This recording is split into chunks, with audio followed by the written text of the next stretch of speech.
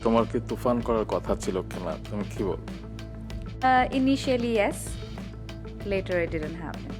Dhallywood superstar Shakib খানকে ঘিরে নতুন করে আলোচনায় উঠে এলেন চিত্রনায়িকা নুসরাত ফারিয়া। সম্প্রতি এক সাক্ষাৎকারে নিজের কাজের অভিজ্ঞতা শেয়ার করতে গিয়ে শাকিব খানের সঙ্গে সিনেমা করতে গিয়ে একটি অপ্রত্যাশিত ঘটনার কথা জানান তিনি, যা এখন বিনোদন অঙ্গনে বেশ আলোড়ন তুলেছে। নুসরাত ফারিয়া জানান, সিনেমা তুফানের শুটিং শুরুর আগে তার পরিকল্পনা ছিল তুফানের শাকিব খানের সঙ্গেই থাকবেন। তবে মেরিল প্রথম আলো পুরস্কার অনুষ্ঠানে মজা করে শাকিব খানকে নিয়ে কিছু কথা বলার পর পরিস্থিতি বদলে যায়। ফারিয়ার ভাষ্য অনুযায়ী সেই কথাগুলো শাকিব খানের ফ্যানেরা ভালোভাবে নেননি, ফলে তুফানে তার থাকার খবর প্রকাশ্যে এলেও পরে কিছু ফ্যান পেজ ও ফ্যান নেগেটিভিটির কারণে তাকে প্রজেক্ট থেকে সরিয়ে দেওয়া হয়।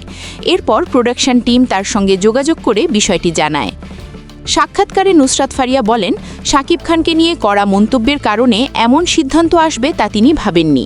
যদিও পুরো বিষয়টি নিয়ে তিনি ব্যক্তিগতভাবে কাউকে দায়ী করতে চাননি।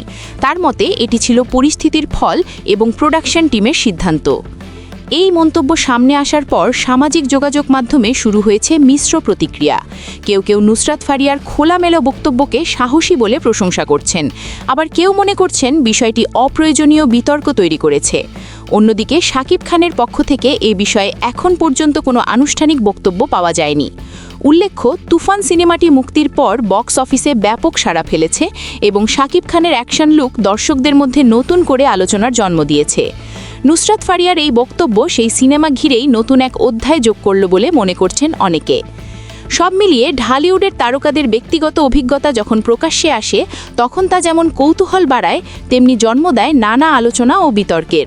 নুসরাত ফারিয়া শাকিব খান প্রসঙ্গও এখন ঠিক তেমনই এক আলোচিত বিষয় হয়ে উঠেছে।